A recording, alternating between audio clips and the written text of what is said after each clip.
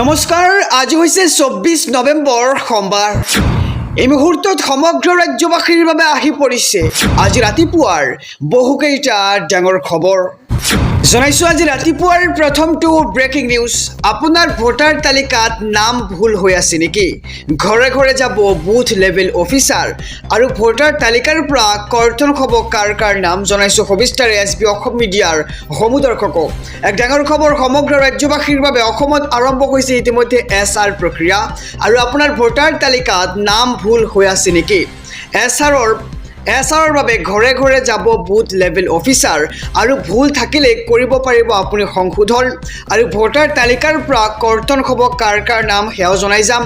অযোগ্য লোকৰ নাম কৰ্তন হ'ব ভোটাৰ তালিকাৰ পৰা, মৃত ব্যক্তিৰ নাম কৰ্তন হ'ব ভোটাৰ তালিকাৰ পৰা আৰু অসমৰ ভোটাৰ তালিকাৰ SR কৰাৰ নিৰ্দেশ নিৰ্বাচন আয়োগৰ আৰু 22 জানুৱাৰীলৈকে দিব পাৰিব আপুনি অভিযোগ আৰু 22 নৱেম্বৰৰ পৰা আৰম্ভ হৈছে অসমত ভোটাৰ তালিকা পুনৰীক্ষণ আৰু নিৰ্বাচনৰ পূৰ্বে ভোটাৰ তালিকা পুনৰীক্ষণৰ বাবে নিৰ্দেশ নিৰ্বাচন আয়োগৰ আৰু 27 ডিচেম্বৰত প্ৰকাশ পাব খচৰা ভোটাৰ তালিকা।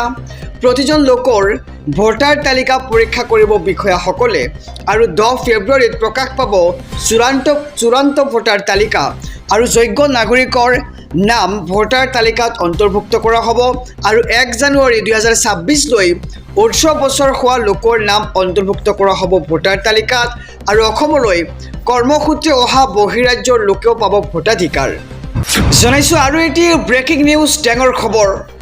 অসমৰ প্ৰায় জুবিন গাৰ্গৰ ঘটনাৰ উৎস আৰম্ভ হৈছিল। বিচাৰ প্ৰক্ৰিয়াত অনুমোদন অমিত শ্বাহৰ। এক ডাঙৰ খবৰ জনাইছোঁ সমগ্ৰ দেশবাসীক। অসমৰ প্ৰায় জুবিন গাৰ্গৰ ঘটনাৰ উৎস আৰম্ভ হৈছিল আৰু জুবিনৰ উপজা দিনটোতে জুবিনৰ ন্যায়ৰ ক্ষেত্ৰত আমি সফল হৈছোঁ বুলি মন্তব্য ৰাজ্যৰ মুখ্যমন্ত্ৰী ডক্টৰ হিমন্ত বিশ্ব শৰ্মাৰ আৰু 10 ডিচেম্বৰৰ পূৰ্বে সকলো স্পষ্ট হৈ পৰিব।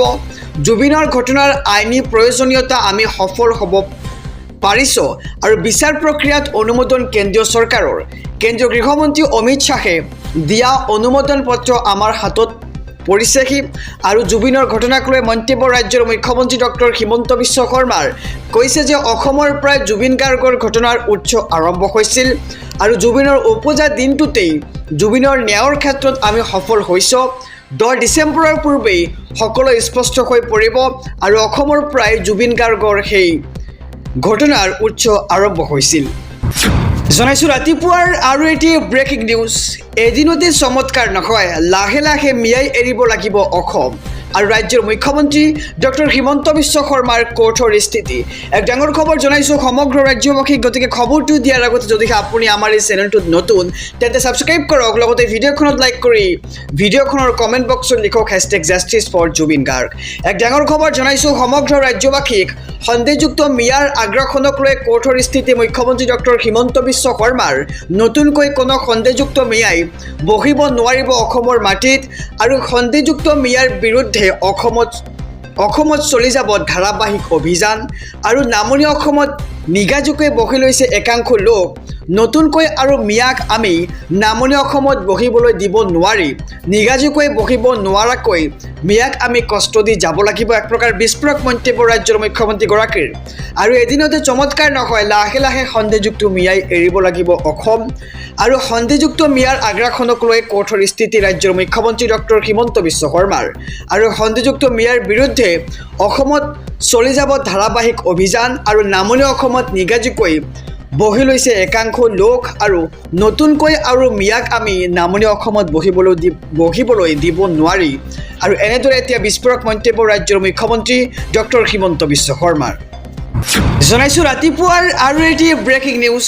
জিলাই জিলাই ডিটেনশ্যন কেম্প নিৰ্মাণৰ নিৰ্দেশ, অবৈধ অনুপ্ৰৱেশকাৰীৰ বিৰুদ্ধে একশ্যন মুডত এতিয়া চৰকাৰ। এক ডাঙৰ খবৰ জনাইছোঁ সমগ্ৰ ৰাজ্যবাসীক।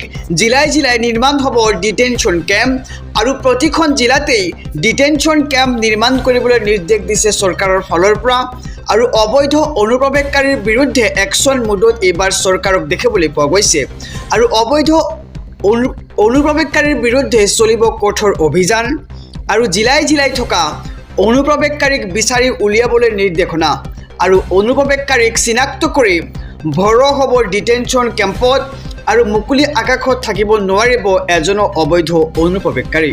এক ডাঙৰ খবৰ জনাইছোঁ সমগ্ৰ ৰাজ্যবাসীক। মুখ্যমন্ত্ৰী যোগী আদিত্যনাথৰ কঠোৰ নিৰ্দেশনা এইবাৰ প্ৰশাসনলৈ। আৰু উত্তৰ প্ৰদেশত মুকলি আকাশৰ তলত থাকিব নোৱাৰিব এজনো অবৈধ অনুপ্ৰৱেশকাৰী।